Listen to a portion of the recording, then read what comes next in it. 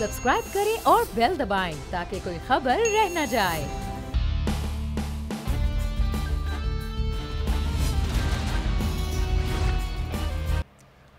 अस्सलामुअलैकुम। ऐसे बहुत से खूबसूरत लम्हात हैं जो उमर शरीफ के ज़बान से निकले हुए जुमले हैं जो आपको आज भी मुस्कुराहटें आपके चेहरे पर बखेर देते हैं, दिल शादबाद हो जाता है, खुश हो जाते हैं। अभी ये क्लिप्स चल रहे थे तो मेरे साथ आज प्रोग्राम में मौजूद हैं नज़ीर लगारी साहब, सीनियर सहाफ़ी, तजज़ियाकार, एडिटर इन चीफ बोल हैं। लगारी साहब मुसलसल मुस्कुरा रहे थे, कहकहे लगा रहे थे। ये कहकहे जिस शख्स की वजह से है, अल्लाह ताला उसे बहुत ज़िंदगी दे, उमर शरीफ साहब पाकिस्तान के बहुत बड़े लेजेंडरी कॉमेडी किंग। और उमर शरीफ साहब ने पाकिस्तान की थिएटर को जिस तरह से आबाद किया है, पाकिस्तान की फ़िल्म इंडस्ट्री के लिए पूरी एक नई जहद दी। जब उन्होंने फ़िल्मों में काम किया, पाकिस्तान के टेलीविज़न के लिए बड़ा ज़बरदस्त काम किया है। न सिर्फ पाकिस्तान बल्कि हमसाया मुल्क और पूरी दुनिया में जहाँ जहाँ उर्दू ज़बान को समझने वाले लोग हैं वो उमर शरीफ के मद्दा हैं, उमर शरीफ के चाहने वाले हैं। उमर शरीफ को जानने वालों की तादाद तो करोड़ों अरबों में है, लेकिन चाहने वालों की तादाद भी करोड़ों लोगों में है। आज वो अमेरिका रवाना हो गए हैं अपने इलाज के सिलसिले में। हम दुआ भी कर रहे हैं। बोल न्यूज़ मुसलसल उनके सेहत से मुतल्लिक आपको बता भी रहा था, फ़िक्रमंद भी है और हम मुसलसल रब्ता भी रखे हुए हैं उन तमाम लोगों से जो उमर शरीफ साहब की हालत के हवाले से, उनकी तबीयत के हवाले से वो बता रहे हैं। नज़ीर लगारी साहब हमारे साथ मौजूद हैं। हमें जो सलीम आफरीदी साहब ने, सलीम आफरीदी साहब को बड़ा एक तवील वक्त उमर शरीफ साहब के साथ गुजरा है। थिएटर में आप उनके कहे उनकी बातें सुनते हैं। आज उनसे भी कुछ यादें भी शेयर करेंगे। और जवाद उमर शरीफ साहब जो साहबजादे हैं उमर शरीफ साहब के, वो भी हमारे साथ इस वक्त टेलीफोन लाइन पर मौजूद हैं। सबसे पहले तो उनके साहबजादे से उमर शरीफ साहब की जब सुबह उनकी रवानगी हुई है सुबह, तो वो जान लेते हैं। बहुत शुक्रिया जवाद साहब आपके वक्त का। उमर शरीफ साहब जब आगा खान हॉस्पिटल रवाना हुए हैं तो क्या हालत थी, कैसे जज्बात थे? पाकिस्तान तो उनको अपनी जान से भी ज़्यादा अजीज़ है, क्या जज्बात थे जब वो अमेरिका रवाना हो रहे थे? वालेकुम अस्सलाम। सबसे पहले तो मैं अल्लाह पाक का बहुत शुक्र अदा करता हूँ कि उन्होंने इतना करम किया हम पे, और सारी चीज़ें जो हैं वो अल्लाह पाक के करम से मुकम्मल हो चुकी हैं और अब्बू जो हैं वो यूएस के लिए अप्लाई कर चुके हैं अल्हम्दुलिल्लाह। मैं यहाँ पर बेहद मशहूर हूँ फेडरल गवर्नमेंट का, सिंध गवर्नमेंट का, मुर्तज़ा वहाब साहब का, चीफ मिनिस्टर साहब का, और जितने भी गवर्नमेंट ऑफिशियल्स हैं जिन्होंने हमें सपोर्ट किया इस पूरे प्रोसेस में। आई एम रियली उनकी तरफ से मैं बहुत बहुत शुक्रगुजार हूँ। आज जब अब्बू को हम लेके जा रहे थे तो अब्बू के चेहरे पे एक मुस्कुराहट थी, और मैंने जब अब्बू को बताया कि अब्बू जी सारी कौम आपसे इतना प्यार कर रही है, लोग इतनी दुआ कर रहे हैं आपके लिए, तो अब्बू ने एक बात बोली कि बेटा मैं अपनी कौम से मोहब्बत करता हूँ और मेरी कौम भी मुझसे बहुत प्यार करती है। तो ये लफ्ज़ बहुत अहमियत के हामिल है मेरे लिए भी। और बस अभी हमारी फैमिली एक हार्ड टाइम से गुजर रही है। मेरी ये सबसे दरख्वास्त है जो भी इस वक्त मुझे सुन रहा है और देखता है कि प्लीज़ मेरे वालिद साहब के लिए दुआ कीजिए कि जिस मकसद के लिए वो पूरा हो, अब्बू का ट्रीटमेंट हो, उनका जो प्रोसीजर होना है वो जल्द अज जल्द हो, और इंशाल्लाह दोबारा खैर आफियत से अब्बू सेहत वाली जिंदगी के साथ आमीन सुम आमीन वापस आएँ और हमारे चेहरों पर उसी मुस्कुराहटें बिखेरें जैसे वो पहले बिखेरे। बिल्कुल, ये उनकी वापसी उसी तरह से सेहतमंदी के साथ होगी। आज वो एयर एम्बुलेंस में आए हैं, अगली बार इसी तरह से कराची एयरपोर्ट से जब वो वापस आएंगे तो पूरी कौम उनके इस्तकबाल के लिए होगी, पूरी कौम दुआ गो है। सलीम आफरीदी साहब, उमर शरीफ साहब जो है वो आपके तो खैर बहुत करीब दोस्तों में, आपके तो बड़े साथ है, उस्तादों में भी होंगे। उमर शरीफ साहब पूरी कौम का असासा है। तो अब उमर शरीफ साहब वहाँ इलाज पर है, क्या कहेंगे? पाकिस्तानी कौम अपने लेजेंड्स के साथ मोहब्बत करने का भी उसी तरह सबूत देती है। हम शुक्रगुजार खुद से हैं क्योंकि हम भी इसी मीडिया के हिस्से हैं जो उमर शरीफ साहब के दोनों हुकूमतों ने बड़ा साथ दिया। क्या कहेंगे आप सलीम साहब? सबसे पहले तो मैं ये कहूँगा, मैं हमेशा से कहता रहा हूँ कि हमें फख्र है कि हम उमर शरीफ साहब के दौर में जी रहे हैं। बिल्कुल।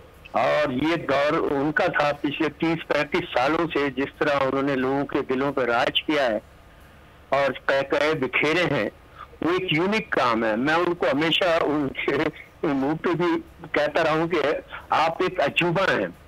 एक अजूबे की तरह वो आए और पूरी दुनिया में छा गए, जहाँ जहाँ उर्दू बोली जाती है, स्पेशली हिंदुस्तान में फनकार ही नहीं हो। बड़े बड़े हीरोज का मुकाबला किया उन्होंने उस दौर में जब वीडियो कैसेट का दौर था।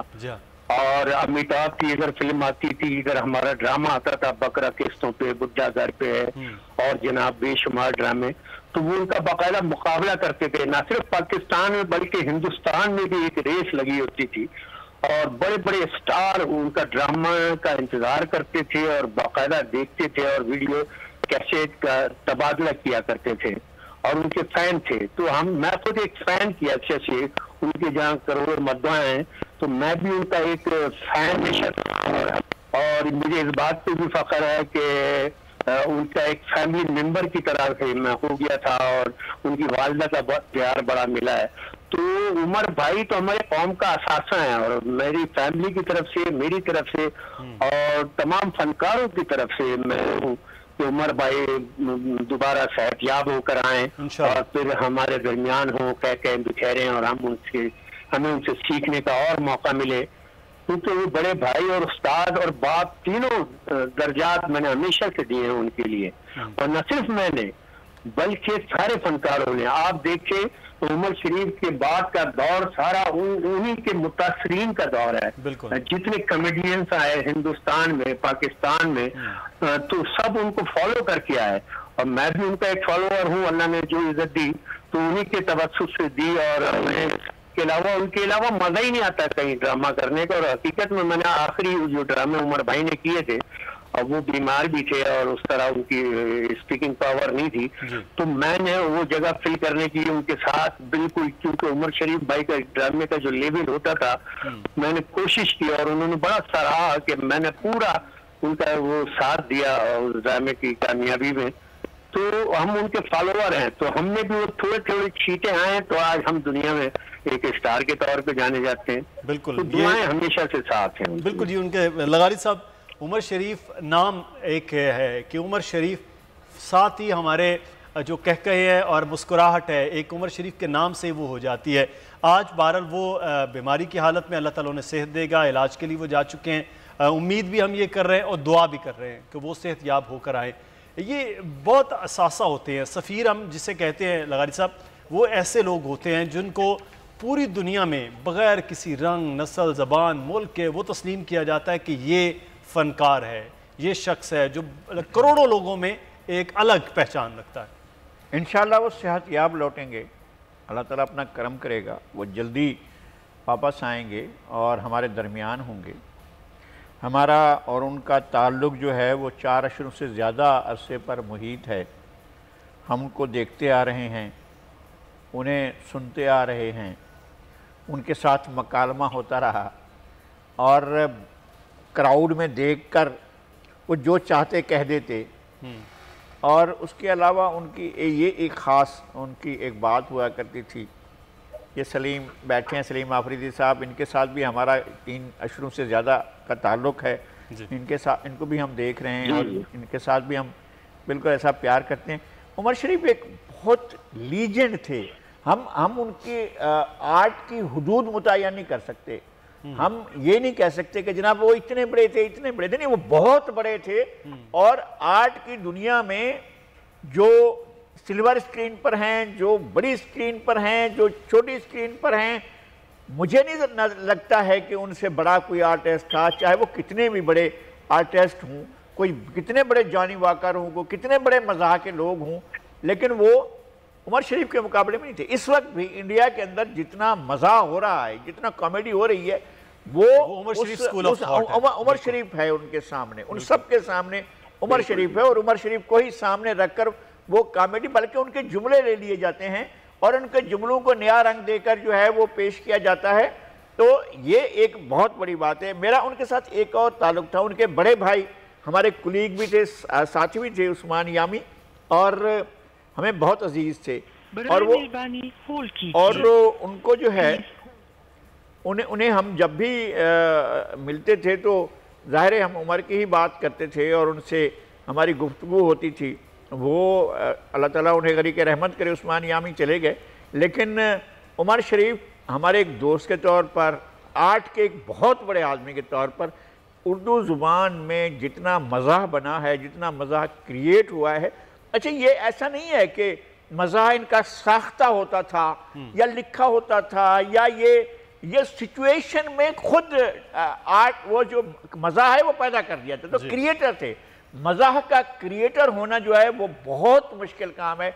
आप संजीदा अदाकारी में, आप आम अदाकारी में, किसी भी हद तक रूमानी अदाकारी में आप कुछ भी कर सकते हैं और आपसे कोई भी बात तवक्को की जा सकती है। लेकिन मज़ाक के अंदर आप एक दर्जे पर होते हैं कि जो ज़रा सा फासले पर होता है कि कहीं इसमें से कोई फक्कड़पन तो नहीं आएगा। सही। उमर शरीफ ने जिंदगी भर ये काम किया, आर्ट किया और कॉमेडी की, लेकिन उनके अंदर फक्कड़पन नहीं आया। कोई ये नहीं कह सकता कि यार ये तो बिल्कुल ऐसा जुमला बोल दिया है कि नहीं। वो बहुत बाकमाल आर्टिस्ट हैं, अल्लाह उन्हें जिंदगी दे। और हमारी सबकी ये ख्वाहिश है और उम्मीद है और यकीन है कि वापस आएंगे और हम सब मिलकर बैठेंगे, हम उनकी सेहत का जश्न मनाएंगे और उनके साथ बैठकर माजी को याद करेंगे, हाल में बैठेंगे और मुस्तकबिल में उनसे बहुत सी चीज़ें और सुनेंगे। बिल्कुल। अब यकीनी तौर पर उमर शरीफ साहब के लिए ये है कि आज हम उमर शरीफ साहब की सेहतयाबी के लिए प्रोग्राम कर रहे हैं। जब वो वापस आएंगे तो उसी सारे मामले के हवाले से बात करेंगे इंशाल्लाह, यही हमारी भी उम्मीद है। मैं छोटी सी एक बात में ये कहना चाहूँगा अपने नाज़रीन के लिए कि ये बहुत कम लोग ऐसे जानते हैं, सलीम आफरीदी साहब या लगारी साहब, ये बहुत सारे लोग जानते हैं, लेकिन बहुत कम ऐसे लोग जानते हैं कि उमर शरीफ साहब ने लाहौर में जाकर जो शमा सिनेमा, जिसको लाहौर थिएटर उन्होंने बनाया, लाहौर में जो थिएटर नापैद हो रहा था 90s में जाकर, उसको उन्होंने ज़िंदा किया। उमर शरीफ साहब ने कराची से जाकर वहाँ और उस थिएटर में एक पूरी वो जो कराची और लाहौर का जो कॉम्बिनेशन बनाकर उन्होंने चीज़ें पैदा की, ये बहुत कम लोगों को मालूम है। उसके बाद फिर वो रिवाइवल लाहौर के अंदर एक वो ज़बरदस्त किस्म के थिएटर का फिर से आया, ये उमर शरीफ साहब का सेहरा है। तो प्रोग्राम तो वक्त कम है, उमर शरीफ साहब के लिए बातें करने के लिए बहुत कुछ है। बहुत शुक्रिया सलीम आफरीदी साहब आपका, जवाद उमर साहब आपका शुक्रिया।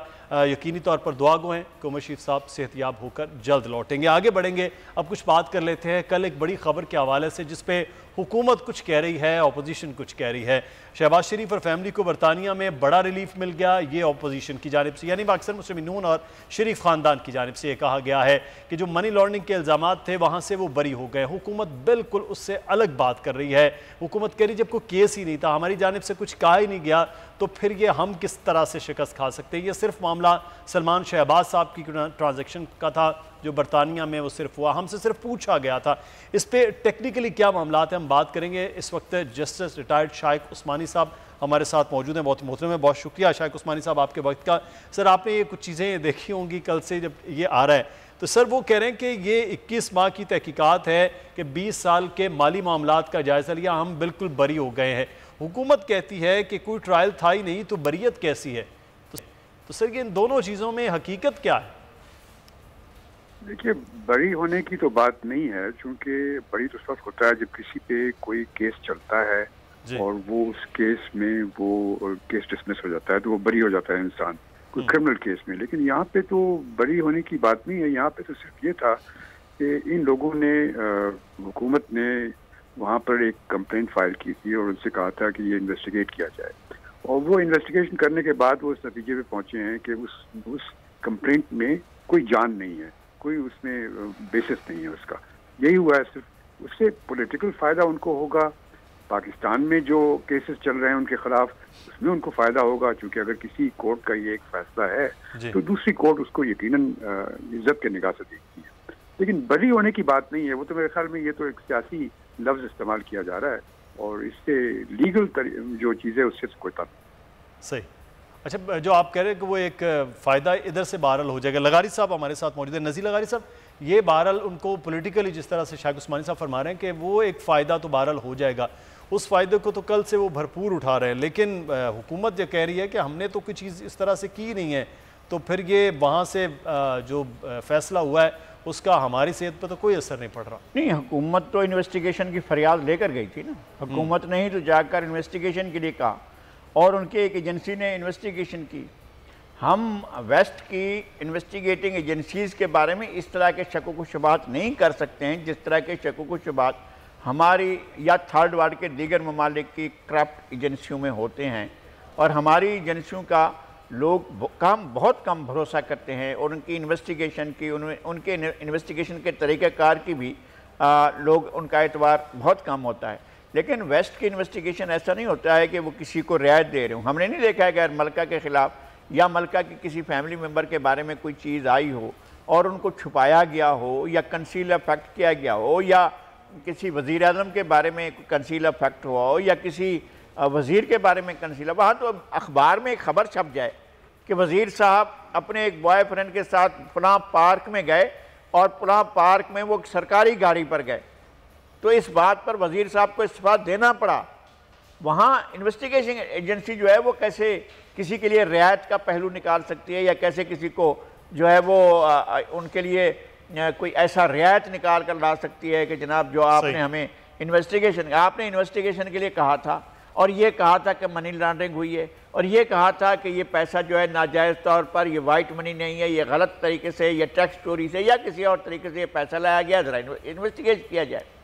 तो उसका जवाब आपको ये मिला है कि नहीं, आपके इल्ज़ाम ठीक नहीं है, आपके इस्तदलाल में वज़न नहीं है, आपका जो पॉइंट है वो स्ट्रांग नहीं है, इस वजह से इसको रिजेक्ट किया जाता है, रद्द किया जाता है और आपको और इसी बात का मुस्लिम लीग नून को फ़ायदा पहुँचेगा।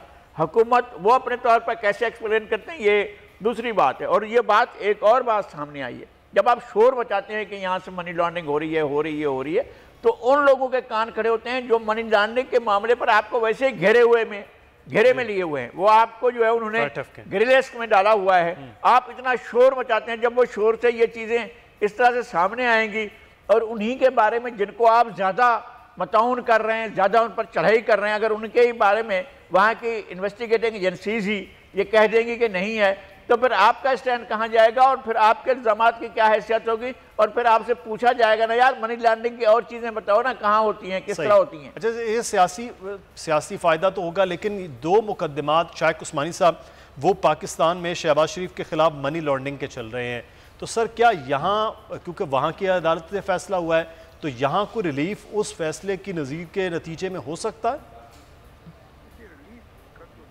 वो रिलीफ तो यकीनन जो यहाँ की कोर्ट है वो देगी या नहीं देगी, उसकी मर्जी। लेकिन जो फैसला एक फॉरेन कोर्ट का होता है, खासतौर से ब्रिटिश कोर्ट का होता है, उसकी एक बहुत परसुएसिव वैल्यू, जिसको हम कहते हैं परसुएसिव वैल्यू होती है।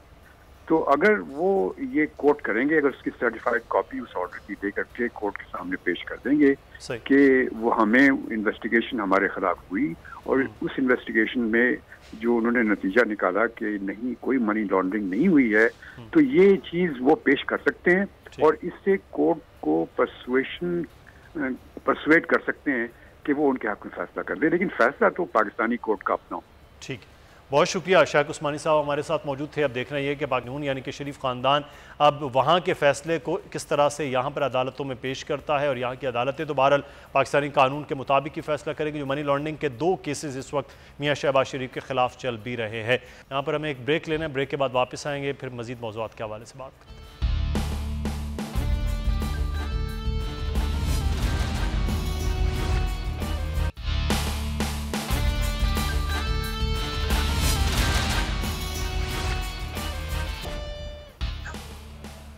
ब्रेक के बाद आपको खुश आमदीद कहते हैं। पाकिस्तान और अफ़गानिस्तान के ताल्लुकात हमेशा से रहे हैं, लेकिन ऊंच नीच के मामलात रहे हैं। अब जब तालिबान की हुकूमत वहाँ पर बन रही है, तो अब तालिबान की जानिब से पाकिस्तान के किरदार के हवाले से ख़ासी मुस्बत चीज़ें सामने आ रही हैं। ज़बीउल्लाह मुजाहिद ने यह कहा कि तालिबान आलमी बरादरी से अफ़गानिस्तान से अच्छे रवाबत के ये इमरान खान के शुक्रगुजार भी हैं। आलमी बरादरी से अफ़गानिस्तान से अच्छे रवाबत के मुतालबे पर हम इमरान खान का शुक्रिया अदा करते हैं। पाकिस्तान ने आलमी बरादरी से कहा कि वह अफ़गानिस्तान से अच्छे रवाबत कायम करे। पाकिस्तान हमसाया मुल्क है, उनका मौक़िफ़ काबिल तहसीन है, हम उसके मशकूर हैं। इसके लिए हम हर एक से अच्छे ताल्लुकात चाहते हैं। इसके लिए ज़रूरी है कि हमारी हुकूमत को तस्लीम किया जाए। एक जानिब जो वेस्ट है वो मुसलसल दबाव भी डाले हुए है और फिर बार बार इस वक्त अफ़गानिस्तान की हुकूमत को तस्लीम करने के हवाले से पाकिस्तान हो या चाइना हो या फिर रशिया हो, खुलकर या दबे लफ्ज़ों में बात भी कर रहे हैं और सपोर्ट भी अफ़गानिस्तान को कर रहे हैं, क्योंकि ख़ित्ते के ममालिक ये जानते हैं कि इस वक्त अफ़गानिस्तान का अमन उनके अपने ममालिक के लिए बहुत अहम है और अफ़गानिस्तान का अमन पाकिस्तान के अमन के साथ मशरूत हुआ है। हम बात करेंगे, लगारी साहब मौजूद हैं। जनरल खालिद नईम लोधी साहब ने हमें ज्वाइन किया है, सीनियर दिफाई तज्ज़ियाकार है। लोधी साहब आपका बहुत शुक्रिया। आसमा वदूद साहिबा हमारे साथ मौजूद हैं, तज्ज़ियाकार, बहुत शुक्रिया आसमा साहिबा आपका वक्त का। जनरल खालिद नईम लोधी साहब आपसे आगाज़ करते हैं। लोधी साहब, ये अब पाकिस्तान तो भरपूर साथ दे रहा है, हमने वहाँ कुछ खुराक के भी ट्रक भिजवाए हैं, वहाँ पर पाकिस्तान इंटरनेशनल फोरम्स पर मुसलसल सपोर्ट कर रहा है, चाइना से भी ये सपोर्ट आ रही है, लेकिन इस सपोर्ट से बहुत आगे के मामलात हैं कि जो अफ़गानिस्तान ने वादे किए हैं तालिबान ने वो पूरे हों, और जो वेस्ट ने वादे किए हैं कतर मज़ाकरात के ज़रिए वो भी पूरे हों। लेकिन ये दोनों जानिब जो है वो चीज़ें उस तरह से सामने नहीं आ रही हैं, हुकूमत की तश्कील में भी चीज़ें वो जो है बड़ी सुस्त रवि के चल रही हैं। तो आप समझते हैं इस वक्त जितना प्रेशर अफ़गानिस्तान पर है उतना ही प्रेशर इस वक्त जो है उस प्रेशर को माज़रत से कम करने के लिए खित्ते के ममालिक भी काम कर रहे हैं? जितना करना चाहिए उससे थोड़ा सा नीचे है मेरी अपनी नज़र में। बात यह है कि चीन, रूस, पाकिस्तान, कुछ सेंट्रल एशियन कंट्रीज, ईरान किसी हद तक, वो तो मेरे ख्याल तकरीबन तैयार हैं अफगान हुकूमत को तस्लीम करने के लिए, नई हुकूमत को, लेकिन वो देख रहे हैं वेस्ट की तरफ, अमेरिका की तरफ। अभी अमेरिका इनसे एक तरीके से यहाँ की जंग हार के गया है। अगर पाकिस्तान ये समझे कि अमेरिका कोई नरम गोशा रखेगा अफगानिस्तान की तरफ, या वहाँ पर अमन चाहेगा, या उनकी कोई मदद करेगा, तो ये तो बहुत खाम ख्याली है। ये तो इसका मतलब ये कि बुनियादी जो मुल्कों के इंटरेस्ट होते हैं उसमें भी नासमझी का मुजाहरा है। देखिए, अमेरिका और उसके हलीफ, जिसमें यूके सबसे आगे आगे होगा, ये कनाडा, ऑस्ट्रेलिया वगैरह जो ममालिक हैं, ये कभी भी तस्लीम नहीं करेंगे अफगानिस्तान को जब तक कि आधी से ज़्यादा दुनिया तस्लीम न कर ले। और बाकियों को भी वो आंखें दिखा रहे हैं कि बशमूल पाकिस्तान कि खबरदार तुमने तस्लीम किया तो। और अजीब व गरीब उनके देखें, अभी जो हुकूमत बनी है नई, उसमें उज़्बेक भी हैं, उसमें हज़ारत भी हैं, उसमें नूरज़ई भी हैं, उसमें ताजिक्स भी हैं, और वो किस किस्म की इंक्लूसिव हुकूमत का तकादा कर रहे हैं। बल्कि मैं पाकिस्तान की हुकूमत से भी पूछूंगा कि और आप किस चीज़ का इंतज़ार कर रहे हैं और क्या करें वो। जहाँ तक ख्वातीन के वज़ीर बनने का ताल्लुक है तो 100 से ज़्यादा मुल्क है जहाँ कोई खातून वज़ीर नहीं है, तो उस पर तो कोई किसी को इतराज़ नहीं है। और मेरा अपना ख्याल ये कि अगर दुनिया ये वाकई चाहती है कि अफगानिस्तान में दोबारा इंतहा पसंदी ना जड़ें पकड़े, तो इस वक्त फौरी तौर पे उनकी मदद करने की ज़रूरत है। उनके बच्चे भूखे ना मरें, वहाँ पर जो है नॉर्मल निज़ाम चलाने में उनकी मदद करें ताकि ये चल पड़े, वहाँ पर अमन कायम हो जाए अच्छे तरीके से, उनकी पूरी रिट कायम हो जाए, और उसके बाद ही बात आगे चल सकती है। नहीं हम ये कुछ ऐसे तकाजे, मिसाल के तौर पे कि उन्होंने कहा जी हमारी ज़मीन इस्तेमाल नहीं होगी किसी भी दहशतगर्दी के लिए, जो कि सही है। अब इस बात को पूरा करने के लिए उनको कम से कम 1 साल 1.25 साल इतना टाइम चाहिए। उन्होंने अपना पूरा सफाई करनी होगी। अगर हम ये कह के बैठ जाएं कि नहीं जी पहले आप अपने वादे पूरे करें, तो वो तो वादे पूरे कर ही नहीं पाएंगे जब तक आप उनकी मदद नहीं करेंगे। तो ये अंडे और मुर्गी का सवाल है, और मेरा ये सजेशन है कि पाकिस्तान को चाहिए कि फौरी तौर पर अफगानिस्तान को तस्लीम करे, क्योंकि हमारा जो रिश्ता है अफगानिस्तान से बिल्कुल मुख्तलिफ है। ना वो चीन की तरह का है, ना वो रूस की तरह का है। जो ही हम तस्लीम करेंगे, मैं आपको ये मेरा तज्जिया ये कहता है कि 2 हफ्ते के अंदर अंदर चीन भी तस्लीम करेगा, रूस भी तस्लीम करेगा, सेंट्रल एशियन कंट्रीज के भी लोग तस्लीम करेंगे, तुर्की भी तस्लीम करेगा, और भी बहुत सारे मुल्क होंगे। मुंह देख रहे हैं और उठा के अपना मुंह देख रहे हैं अमेरिका की तरफ, ये तो कभी नहीं होने का। अच्छा, मैं अस्मा मदूद साहिबा, पाकिस्तान हो, चाइना हो, ये जो खित्ते के ममालिक हैं यानी कि रीजन, ये भी अभी तस्लीम उस तरह से नहीं कर रहे। आपको लग रहा है कि ये कोई वेस्ट का प्रेशर है या बाकी खुद से बड़े मोहतात हुए हैं ये ममालिक जिसपे पाकिस्तान अब सरे फहरिस्त है?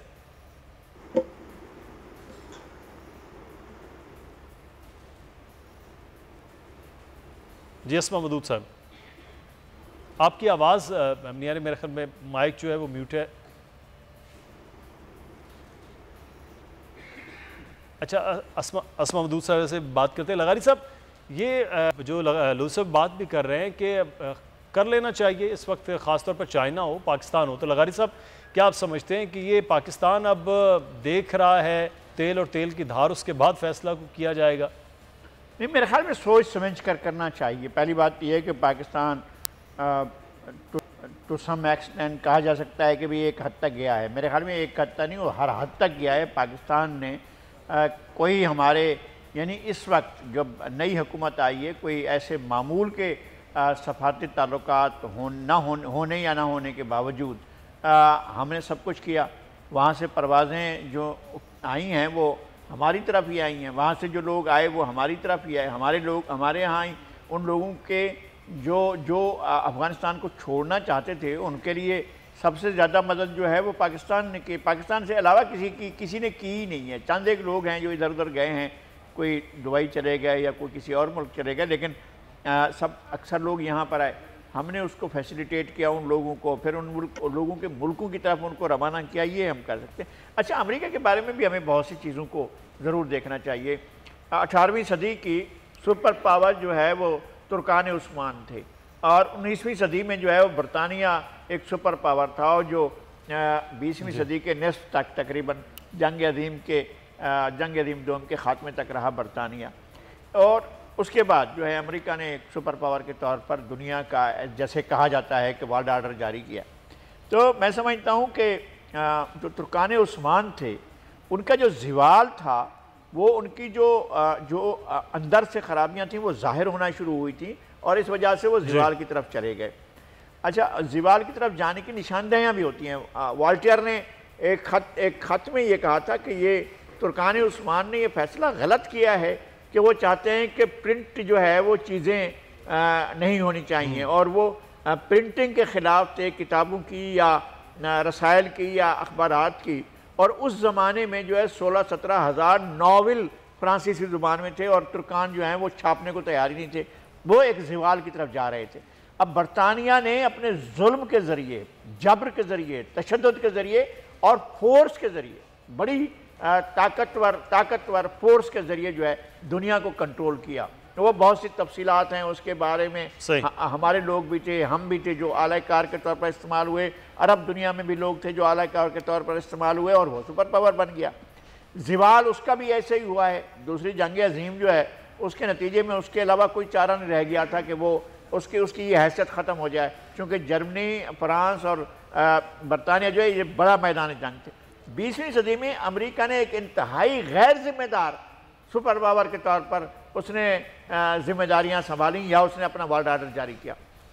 फिर जंगें देखें आप, ख़तरनाक जंगें, कोरिया की जंग, फिलिपाइन की जंग, वियतनाम की जंग, अफगानिस्तान की जंग, और फिर अफगानिस्तान इराक की जंग, फिर पूरे के पूरे जो बहार अरब के नाम से वहाँ इंतहाई मगरब से मराकश के साथ से लेकर यहाँ शाम तक जो है इनने एक और बर्बादी की जो है जंग शुरू कर दी। यही जो बाइडन जो थे उनके साथ भी थे, और जो मोहतरमा थी ओबामा के साथ हिलेरी, वो सारी की सारी चैंपियन बनी हुई थी। लेकिन सवाल ये है कि अमेरिका ने आखिर इन तमाम जंगों से सवाए इसके कि वो एक हथियारों की और एक बड़ी मिलिट्री रखने वाले कुव्वत के तौर पर तो है, वरना इकोनॉमी के तौर पर तो वो चीन से पीछे चला गया है, वरना वो इकोनॉमी उसकी नहीं है। इंडस्ट्रियलाइजेशन में भी वो पीछे चला गया है, और पर कैपिटा इनकम भी अब इन मुल्कों की और ज़्यादा आगे बढ़ रही है। लगारी साहब, ये जो आप जहाँ तक लेके आए, मैं इसी को यहाँ पे कि अगर इस वक्त जो है अस्मा वदूद साहिबा अमेरिका जो है वो या वेस्ट बाकी अमेरिका के पीछे देख रहे होते हैं, वो भी तालिबान को उस तरह तस्लीम नहीं कर रहे हैं, जब वो तस्लीम इस पे नहीं कर रहे तो फिर यहाँ उनका क्या है कि बस इस खित्ते को इसी तरह से डिस्टेबलाइज ही रखना है, चाहे वो यहाँ से जा चुके हैं तब भी यही तरीकाकार रहा जाए? जी, वेस्ट का इंटरेस्ट तो इसी में, वेस्ट का इंटरेस्ट इस रीजन में जितना भी जो उनकी एक कन्फ्रंटेशन चाइना के साथ चल रही है, और जिस तरीके से इंडिया को बूस्ट करने के लिए उन्होंने एक डेडिकेटेड एफर्ट लगाया है, उनका इंटरेस्ट इसी में है कि ये रीजन एक डिस्टेबलाइज्ड रहे। इसमें sustainable peace is not what they are seeking और इज देयर कंसर्न। अगर आप देखें ना, तो जिस तरह से हिस्ट्रीनेस पे इन्होंने ये अफगानिस्तान खाली किया है, ये भी एक सवालिया निशान है कि क्या कॉन्सिक्वेंशियल था या इंटेंशनल, क्या ये इसका पर्पस ही यही था कि यहाँ पे एक एनार्की की सिचुएशन आए, एक इंस्टेबिलिटी की सिचुएशन आए, और उसको फिर उसके मुताबिक वो अपना स्ट्रेटेजिक इंटरेस्ट जो इस रीजन में रखना चाहते थे वो रखते। लेकिन यहाँ पे एक और जरूरी बात मैं आपको हाईलाइट करना चाहूंगी कि हम जितना इस पे पॉन्डर अपॉन करेंगे या जितना इस पे सोचने की कोशिश करेंगे, टाइम वेस्ट करेंगे, ये इस क्राइसिस का मैग्नीट्यूड बढ़ता चला जाएगा। अफगानिस्तान को जिस हेस्टीनेस में वो छोड़ के गए हैं, जिस तरीके से वहां किसी भी इंफ्रास्ट्रक्चर पे कोई काम नहीं किया गया, लोगों पे इन्वेस्ट नहीं किया गया, उनकी लाइफस्टाइल बेहतर करने के लिए कोई एफर्ट वहां पे हुआ नजर नहीं आता, तो ये तो एक human crisis in the making. इस पे हमें एक सोच समझ के डिसीजन लेना चाहिए, लेकिन ये एस्पेक्ट भी हम निगलेक्ट नहीं कर सकते कि अगर दुनिया जनरली और इस रीजन के स्टेक होल्डर्स स्पेसिफिकली उन्हें कोई डिसीजन इस बारे में जल्दी लेके वहां पे इवॉल्विंग जो ह्यूमन क्राइसिस है ना लोगों का, उनकी इकोनॉमी को कुछ सपोर्ट चाहिए, उन्हें अपने नेबर्स की हेल्प चाहिए, वहां पे we are talking about human lives. पहले तो एक कोलैटरल एक मिस एडवेंचर में एक मैसिव कोलैटरल डैमेज हुआ। अब इस इवैक्यूएशन के बाद एक इंटेंशनल डैमेज हो रहा है, और वो हम जितना टाइम उस पे हम पॉन्डर करेंगे, वेट करेंगे, उसका मैग्नीट्यूड बढ़ता चला जाएगा। तो वी नीड टू टेक एक सोची समझी डिसीजन लेना है, अपने साथ के स्टेक होल्डर्स को मिला के एक डिसीजन लेना है, मगर we don't have the world's time, the time is ticking and the decision needs to be quick. बिल्कुल सही है, ये तो डिसीजन इस तरह से है। लेकिन एक चीज़ मुझे लगारी साहब की गुफ्तगू में से जनरल खालिद नईम लोधी साहब वो याद है, जिस तरह उन्होंने कहा कि 19वीं सदी में प्रेस को जिस तरह से उन्होंने बिल्कुल वो छोड़ दिया, चीज़ें छपी नहीं हैं सल्तनत उस्मानिया में, ये चीज़ कुछ यहाँ नज़र आ रही है कि अफ़गानिस्तान बदलते हुए हालात में तालिबान उस तरह नहीं बदल रहे हैं कि एक जो सोसाइटी का एक बड़ा हिस्सा है यानी कि ख़वातीन हैं, उसको बिल्कुल माइनस अगर कर दिया जाए तो फिर भी आप उस तरह ना दुनिया के साथ चल सकते हैं, ना अपनी तरक्की को उस तरह से आगे ला सकते हैं। तो यहाँ वेस्ट एक जानिब तो ये कह रहा है, प्रेशर डाल रहा है कि जी आप ख़वातीन के हवाले से जो वादे थे वो नहीं पूरे कर रहे, लेकिन एक अपने ताईं जैसे पाकिस्तान की हम बार बार बात करते हैं कि पाकिस्तान की इकॉनमी के अंदर, पाकिस्तान के सोशल इकॉनमी के अंदर हम ख़वातीन को जब नहीं लाते हैं तो हम इस वक्त तीसरी दुनिया के ममालिक में खड़े हुए हैं कि हम अपनी तरक्की नहीं कर पा रहे। तो यहाँ भी एक बड़ा मामला है कि वो भी इस जानिब नहीं आगे बढ़ रहे हैं तालिबान भी। तो ये तालिबान के लिए भी एक लम्हा फिक्रिया है और इसी के असरात फिर वेस्ट भी जो है वो बार बार प्रेशर डाल रहा है। मैं लोधी साहब से जानूं, जी अस्मा साहब मैं आपसे लोधी साहब से मैं जवाब जान लूँ, फिर अस्मा साहब मैं आपसे बहसियत ख़वातीन में आपकी इस पर बात करता हूँ। जी लोधी साहब, मेरा भी ये ख्याल था कि खातून होने के नाते मेरे ख्याल वो बहुत अच्छा जवाब देती, लेकिन चूँकि आप मुझसे पूछें, देखिए बात ये है कि आपको अफगान सोसाइटी का ख्याल रखना पड़ेगा। आपका क्या ख्याल है कि अफगान तालिबान के आने से पहले वहाँ पर ये जो भी अशरफ गनी की हुकूमत के दौरान या इससे पहले कारज़ई की हुकूमत के दरमियान वहाँ पर ख़वातीन जो है वो स्कर्ट्स पहनती थी या ख़वातीन वहाँ मौसीकी और डांसेस में अवेलेबल थी? ऐसी कोई बात नहीं थी। वो सोसाइटीज इवॉल्व होती हैं, इसमें टाइम लगता है। अफगानिस्तान पहले बड़ी देर के बाद पाकिस्तान जैसा मुल्क बनेगा, उसके बाद जाके कोई अगर कोई इससे आगे तरक्की करेगा। तो बात यह है कि हमें वो डिमांड करनी चाहिए जो कि थोड़ी बेहतर है, थोड़ी डूएबल है, प्रैक्टिकल है। जो अभी ये भी आपको याद रखना चाहिए कि जो इनका एजेंडा है वेस्ट का, उसके तहत उनका मीडिया जो है वो जो आपको चीजें दिखा रहा है वो गलत दिखा रहा है। सही। वो आपको दिखा रहा होगा कि ये हो रहा है, छांटे पड़ रहे हैं और ख़वातीन को बंद किए हुए। अफगान तालिबान कह रहे हैं हमने कोई नहीं बंद किया हुआ। उनके टीवी पे वो आपको नजर आ रही है, उनके रेडियो स्टेशन पे आपको नजर आ रही है, बाजारों में आपको नजर आ रही है। हाँ, ये शटल कॉक जो बुर्का है ये उनके पुरानी तहजीब का हिस्सा है, वो कई सालों से वो पहन रही है। एक दिन के अंदर अंदर तो नहीं उतरेगा और उतारना भी नहीं चाहते। सही। दूसरी बात ये है कि अगर और कोई शिकायत है दुनिया को कि भाई अगर वो कहते हैं कि हम इस्लाम के जो कानून है उनको राइज करेंगे, तो अगर तो वो इस्लाम की कोई ऐसी तावील पेश करते हैं जो कि हमारे उलमा नहीं मानते या बाकी उलमा नहीं मानते, वो ठीक है, उसमें दो राय हो सकती है। लेकिन अगर वो ऐसी बातें करते हैं जो कि कुरान में लिखी हुई है, हदीस में साफ लिखी हुई है, फिर आपका झगड़ा तालिबान से तो नहीं होना चाहिए, झगड़ा आपका अल्लाह में होना चाहिए। मैं यही वक्त की भी कमी हो रही, मैं आसमा उदूद साहब यही सवाल आपसे है कि इस वक्त ख़वातीन को बाइख्तियार बनाने बगैर जो है अफगानिस्तान के लिए वो भी एक मसाइल खड़े हुए हैं। जी देखिए जी, हमारा यहाँ पे जो हम सबसे बड़ी गलती कर रहे हैं ना, हम एक जनरलाइज नॉर्मल डिफाइन करने की कोशिश कर रहे हैं। वेस्ट भी इस मामले में जो सबसे बड़ी गलती कर रहा है ना कि वो एक नॉर्मल डिफाइन करने की, नॉर्मल हर कल्चर का अपना होता है।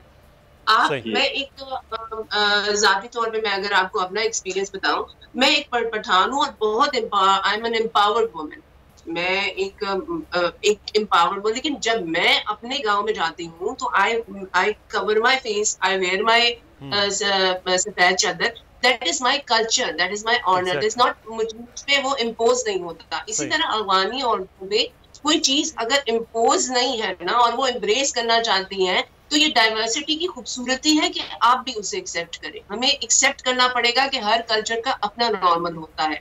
हाँ, उनको पढ़ाई का राइट मिले, उन्हें अपनी लाइवलीहुड अर्न करने का राइट मिले, उन्हें मेन स्ट्रीम में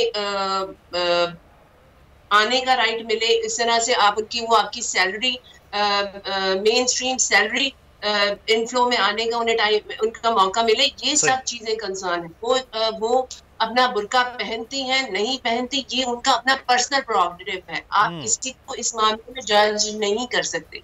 जैसे मेरा ये राइट है कि मैं अपने आप को जिस तरह प्रेजेंट करूं, वेस्ट में किसी औरत का राइट है कि वो अपने आप को जिस तरह प्रेजेंट करे, इस तरह एक अफगानी औरत का भी राइट है कि वो अपने कल्चर के मुताबिक, अपने फैमिली नॉर्म्स के मुताबिक, अपनी परसेप्शन, अपनी अपीयरेंस के हवाले से वो क्या रखती है उसके मुताबिक खुद को प्रेजेंट करे। ये कंसर्न नहीं होना। ये बड़ा इंपॉर्टेंट है कि इम्पोज जो है वो कोई चीज ना वेस्ट से हो, बाहर से आके किसी वुमेन को लिबरेट नहीं कर सकते, औरतों को ना बाहर से हो ना ही वो चीजें अंदर से हो। बहुत ज्यादा अंडरएस्टिमेट करते हैं। Pakistani women has come a long way as well.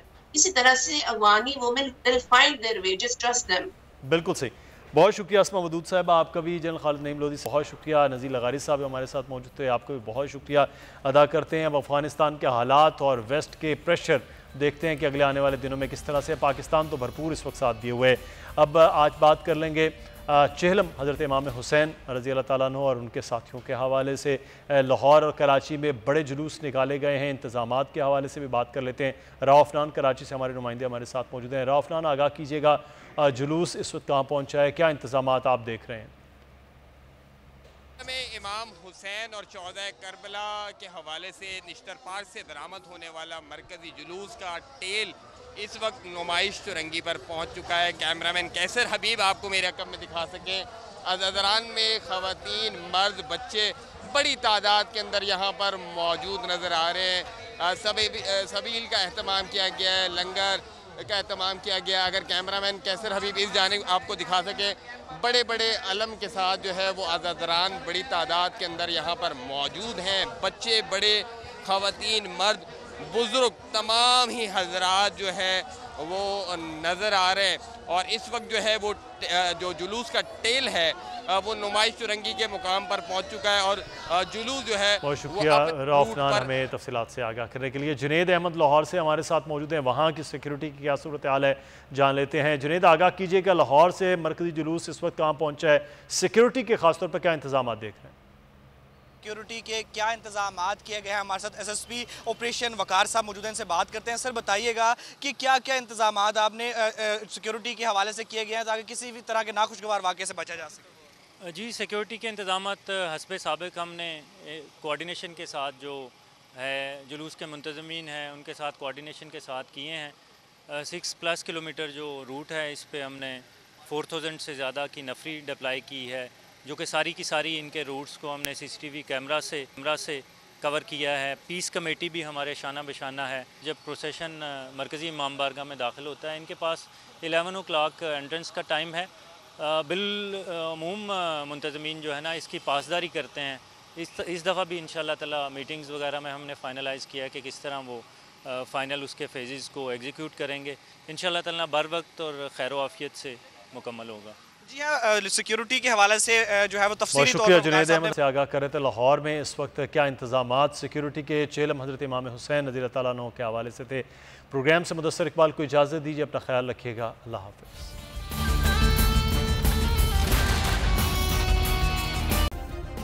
Subscribe करें और बेल दबाएं ताकि कोई खबर रह न जाए।